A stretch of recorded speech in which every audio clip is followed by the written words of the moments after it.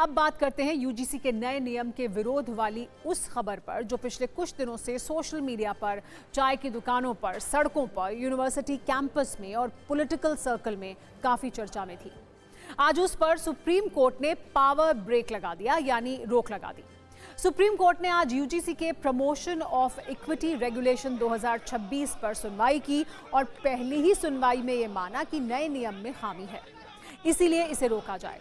यानी 13 जनवरी को जो नियम आया, 29 जनवरी को उस पर रोक लग गई, वो भी सिर्फ 55 मिनट की सुनवाई में। यूजीसी के नए नियम पर रोक लगाते हुए सुप्रीम कोर्ट ने 5 बड़ी बातें कही। कोर्ट ने कहा, यूजीसी के नियमों की भाषा में स्पष्टता नहीं है, इन नियमों के दुरुपयोग की आशंका है, नए दिशा निर्देशों में समाज को बांटने की क्षमता है। केंद्र सरकार नियमों में सुधार के लिए कमेटी गठित करे।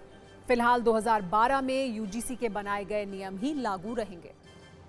दरअसल 13 जनवरी को आए इस नियम के खिलाफ देश भर में विरोध हो रहा था, जिसके बाद सुप्रीम कोर्ट में इसके खिलाफ याचिका दायर की गई थी। इन याचिकाओं में मुख्य रूप से इस बात का डर जताया गया था कि ये नियम सामान्य वर्ग से जातिगत भेदभाव को बढ़ावा देगा और नए नियमों में सामान्य वर्ग के छात्र स्वाभाविक अपराधी बना दिए गए हैं। इस पर सुप्रीम कोर्ट में चीफ जस्टिस सूर्यकांत और जस्टिस जॉय माल्या बागची की 2 जजों की बेंच ने सुनवाई की।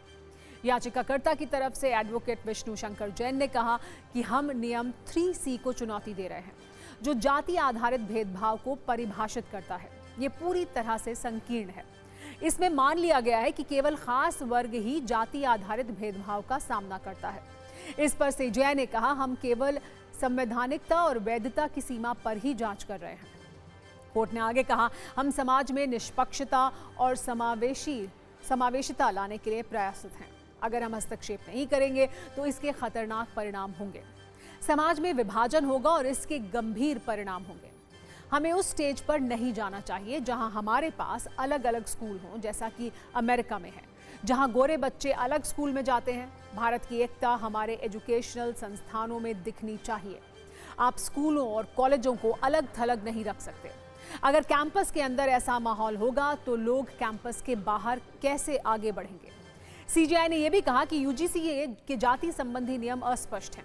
इनका मतलब इनका गलत इस्तेमाल हो सकता है। इसकी भाषा को स्पष्ट करने के लिए विशेषज्ञों की जरूरत है।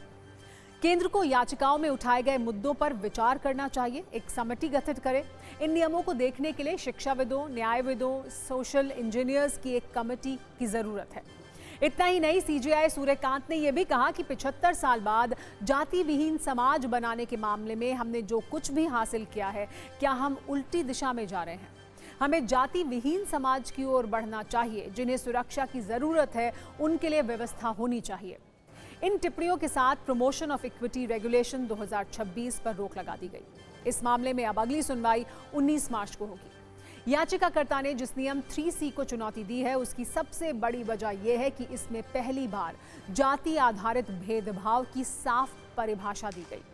नियम 3C के मुताबिक जाति आधारित भेदभाव का मतलब है अनुसूचित जाति, अनुसूचित जनजाति और अन्य पिछड़ा वर्ग के साथ केवल उनकी जाति या जनजाति के आधार पर किया गया भेदभाव। इसी आधार पर याचिकाकर्ता का कहना था कि सामान्य कैटेगरी के लोगों को स्वाभाविक अपराधी बना दिया गया है। 13 जनवरी को नियम बना, 29 जनवरी को नियम पर रोक लग गई। तो सवाल यह है कि ऐसे नियम बनाए ही क्यों गए थे। दरअसल 17 दिसंबर 2012 से यूजीसी से मान्यता प्राप्त सभी कॉलेज और यूनिवर्सिटीज में जातीय भेदभाव रोकने के लिए कुछ नियम लागू किए गए थे। 29 अगस्त 2019 को रोहित वेमुला और पायल तडवी के परिवार ने कॉलेज में जातीय भेदभाव के नियमों को सख्त बनाने को लेकर सुप्रीम कोर्ट में एक याचिका दाखिल की। 2019 में ही आईआईटी ने एक स्टडी की, जिसमें पाया गया कि ऐतिहासिक रूप से वंचित जातियों के 75% छात्र कॉलेज में भेदभाव का सामना करते हैं। जनवरी 2025 में सुप्रीम कोर्ट ने यूजीसी को जातीय भेदभाव की शिकायतों का डेटा इकट्ठा करने को कहा, साथ ही नए नियम बनाने का निर्देश दिया। जिसके बाद यूजीसी का नया नियम लागू हुआ, जिसमें एसटी, एससी, ओबीसी को तो जातिगत भेदभाव से बचाने का प्रावधान किया गया, लेकिन सामान्य वर्ग के लिए कुछ नहीं था। झूठी शिकायत पर भी एक्शन का प्रावधान नहीं था। इसलिए इसका विरोध शुरू हुआ और यह मामला सुप्रीम कोर्ट तक पहुंचा। सुप्रीम कोर्ट के फैसले पर राजनीतिक प्रतिक्रियाएं भी आ गई हैं। समाजवादी पार्टी के अध्यक्ष अखिलेश यादव ने सोशल मीडिया पर लिखा कि कानून की भाषा भी साफ होनी चाहिए और भाव भी। बात सिर्फ नियम की नहीं, नियत की भी होती है। न किसी का उत्पीड़न हो, न किसी के साथ अन्याय, न किसी पर जुल्म ज्यादती हो, न किसी के साथ नाइंसाफी। बीजेपी के ज्यादातर सांसद कोर्ट के फैसले का स्वागत कर रहे हैं और उसे सही बता रहे हैं।